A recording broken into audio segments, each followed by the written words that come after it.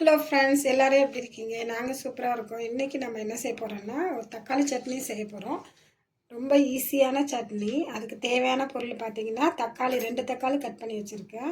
அதே amount 2 onion cut பண்ணி வச்சுருக்கேன். ஒரு 7 வரமிளகாய் வச்சுருக்கேன். வாங்க எப்படி செய்யலான்னு பார்க்கலாம். பார்த்திங்கன்னா, அடுப்பு பற்ற வச்சுட்டு சட்டி வச்சுருக்கேன். சட்டி வந்து லேசாக சூடாக இருக்குது. நம்ம வந்து எண்ணெய் ஊற்றிக்கலாம்.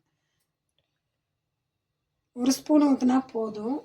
ஏன்னா நம்ம மிளகாய் மட்டும்தான் போட்டு வறுக்க போகிறோம். எண்ணெய் நல்லா சூடாகிட்டு இந்த மிளகாய் போட்டு வறுத்து எடுத்துக்கலாம்.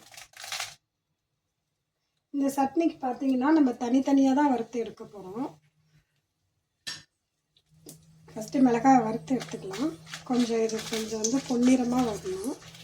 அது வரை நம்ம ஃப்ரை பண்ணிக்கலாம்.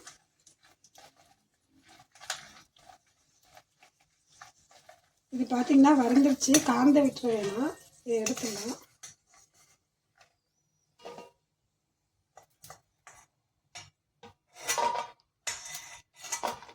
இதை எடுத்துட்டு அதுக்கப்புறம் பார்த்தீங்கன்னா நம்ம வெங்காயத்தை போட போகிறோம்.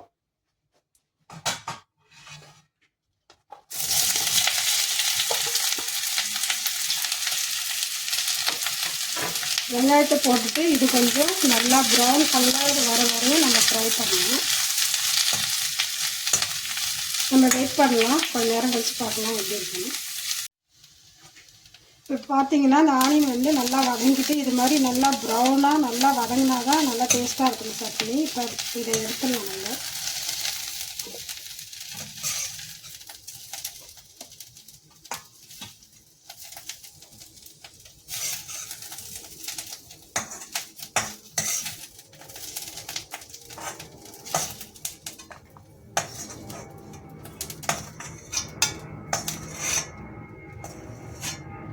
இப்போ இதை எடுத்தாச்சு. அதுக்கப்புறம் பார்த்திங்கன்னா இன்னும் ஒரு ஸ்பூன் எண்ணெய் போட்டிருக்கேன். எண்ணெய் சூடாகிட்டு இதில் தக்காளி போட்டுருக்கேன்.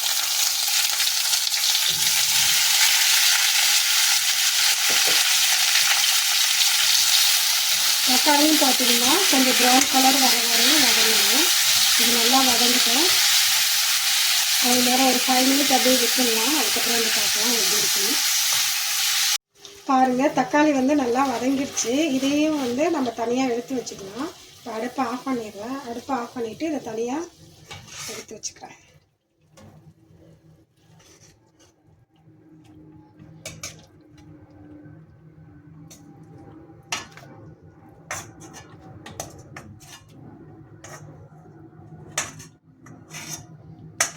இப்போ பார்த்தீங்கன்னா 3த்தையும் வந்து நம்ம ஃப்ரை பண்ணி வச்சுருக்கோம். இது நல்லா ஆறட்டும். ஆறுனதுக்கப்புறம் அரைச்சிக்கலாம். இது பார்த்திங்கன்னா வதக்கி ஆற வச்சுருந்தேன் பார்த்திங்களா, தக்காளி வெங்காயம் மிளகாய் அதெல்லாம் நல்லா ஆறிச்சு. அதை அரைச்சி எடுத்து வந்துட்டு வாங்க தாளிக்கலாம். தாளிக்கிறதுக்கு பார்த்திங்கன்னா எண்ணெய் சட்டி வந்து வச்சுருக்கேன். இதில் வந்து ஒரு 2 ஸ்பூனு எண்ணெய் ஊற்றிக்கலாம். 2 ஸ்பூனு போதும், நிறையா ஊற்ற தேவையில்லை. 2 ஸ்பூனு எண்ணெய் ஊற்றிட்டு எண்ணெய் நல்லா சூடாகிட்டுருக்கு. இப்போ என்ன பண்ண போகிறோன்னா கடுகு கொஞ்சம் போட்டுக்கலாம். கடுகு ஜீரகம் கொஞ்சம் போட்டுக்கலாம்.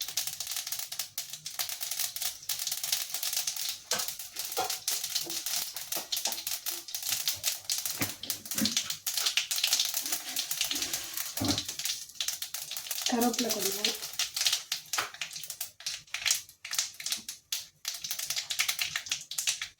பெருங்காயப்பொடி கொஞ்சம் போட்டுட்டு நம்ம அரைச்சி வச்சுருந்த விழுது என்ன பண்ணிடலாம், இதில் ஊற்றிடலாம்.